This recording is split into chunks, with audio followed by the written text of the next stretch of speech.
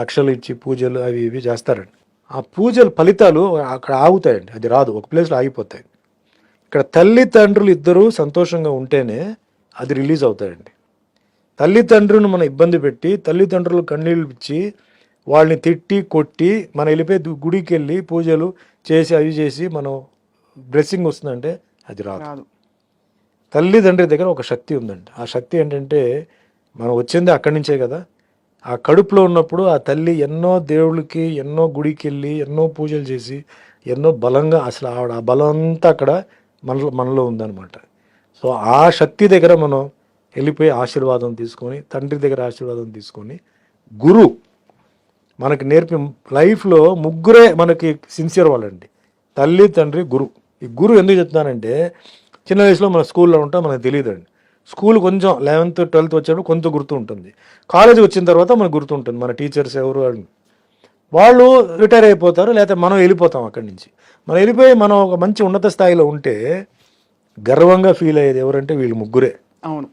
గురువు ఏమంటాడు, వాడు నా స్టూడెంట్ రా, నేను నేర్పించాను, నా దగ్గర నేర్చుకున్నాడు అని చాలా గర్వంగా ఫీల్ అవుతాడు, గొప్పగా ఫీల్ అవుతాడు. ఆ ఫీలింగ్ చాలా ఒక సిన్సియర్ ఫీలింగ్. అవును. తల్లిదండ్రుల ఫీలింగ్ అంతకు మించిన సిన్సియర్. వాళ్ళు ఏమీ ఆశించరండి, వాళ్ళ బిడ్డ బ్రహ్మాండంగా ఉంది, ఉన్నత స్థాయికి ఎదుగుతుందంటే వాళ్ళకి ఆనందం, వాళ్ళ ఇంట్లో మనసులో ఒక నిండుదనం. సో అలాంటి వాళ్ళది ఆశీర్వాదం ఎప్పుడు ఉండాలి, కానీ శాపాలు మట్టుకు ఎప్పుడు ఉండకూడదు. వాళ్ళు తిట్టని కొట్టని ఏదైనా ఈరోజు మనం ఉన్నామంటే వాళ్ళ ద్వారా కదా, ఓ రూపం ఇచ్చింది వాళ్ళే కదా. అంతే కదా సార్. చిన్నప్పుడు మీకు ఫుడ్ పెట్టి బట్టలు ఇచ్చి మిమ్మల్ని మంచి స్కూల్లో పెట్టి మంచి చదువు, నువ్వు చదువుకోకపోతే వాళ్ళు ఏం చేస్తారు?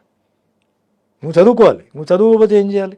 వాళ్ళ ఎన్నో కష్టాలు ఉన్నా వాళ్ళ పాపం భరించి బ్రతికున్న తల్లిదండ్రులు ఇప్పుడు మీరు ఉన్నారు, బ్రతికున్న తల్లిదండ్రులు ఉన్నారంటే ఈ రోజు నుంచి ముందు వాళ్ళ ఆశీర్వాదం తీసుకొని తర్వాత దేవుడి దగ్గరికి వెళ్ళి ఆశీర్వాదం తీసుకుంటే మీకు రెట్టింపు వస్తాయి ఆశీర్వాదాలు. గొప్ప మాట చెప్పారు సార్, చాలా గొప్ప మాట. అంతేగాని వాళ్ళని మనసును నొప్పించి వాళ్ళ కంట్లో నీళ్లు పెట్టి నువ్వు వెళ్ళిపోయి ₹1,00,00,000 ఖర్చు పెట్టి తిరుపతి కొండ ఎక్కి దిగి నాకు అది జరుగుతుంది జరగవచ్చు, కానీ అది తాత్కాలికంగా ఉంటుంది.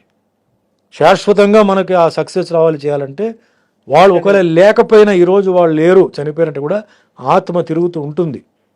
గోడ దగ్గర నుంచొని తప్పు చేసి ఉంటే తల్లిదండ్రులకు క్షమాపణ కోరాలి, డైలీ చేయండి. లేచిన తర్వాత మార్నింగ్ నేల ముట్టుకొని మీ తల్లిదండ్రులు మీరు దేవుడి తర్వాత తల్లిదండ్రులు ఆశీర్వాదం నాకు ఉండాలి అని చెప్పి అలా ముట్టుకొని మీరు లేవండి. మీ జీవితంలో ఎలా మార్పు వస్తుంది, అది జెన్యున్గా ఉండాలి, ఏదో ఉత్తుగా అది కాదు.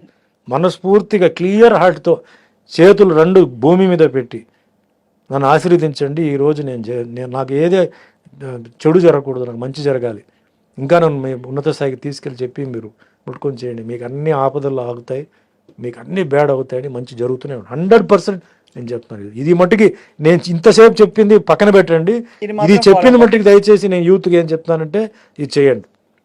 And never cheat. అంటే తల్లిదండ్రులు పాపం వాళ్ళు ఏదో చేస్తున్నారంట, మీరు చెడు పనుల కంటే డ్రగ్స్కి వాటికంతా వెళ్ళిపోయి ఇప్పుడు డ్రగ్స్లో చాలా ఇది కూడా చాలా ముఖ్యమైన విషయం అండి.